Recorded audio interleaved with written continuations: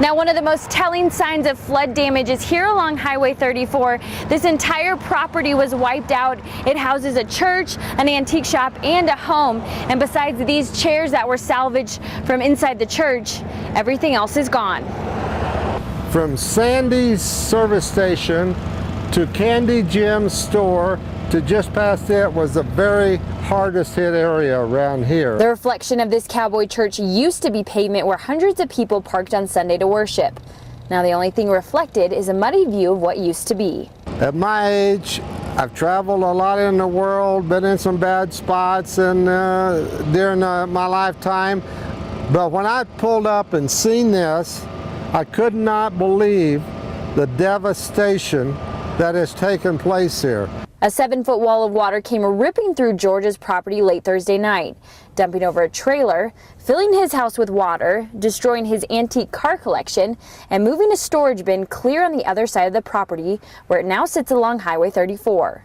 We're trying to get rid of, we got a big problem, can't get rid of the water right now, can't get it all to drain. Everything, he says, will have to be rebuilt. If it didn't wash it away, it damaged beyond fixing. They're trying to get water off their property, but that's what everyone else in the area is doing, and George says his area seems to be the catch-all for the unwanted floodwater.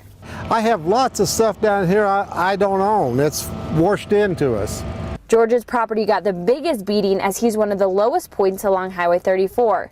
So as the waters rushed, they brought with it other people's belongings, including these people's koi fish, which they've been looking for since Friday, and they finally found them on George's property.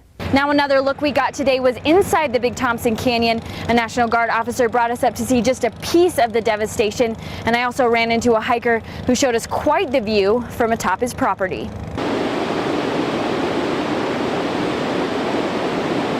A quick look inside the Thompson Canyon, I saw destruction, roads damaged, bridges barely holding on, and 2 cabins that used to sit nicely along the river now are toppled over. The National Guard is keeping a close eye on this area, and after a decent hike up the side of Highway 34, I could see search and rescue crews walking the sides of the river.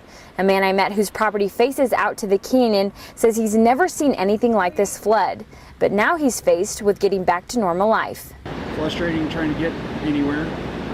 A year to 2 years to get some of this stuff fixed. At least some of the roadways.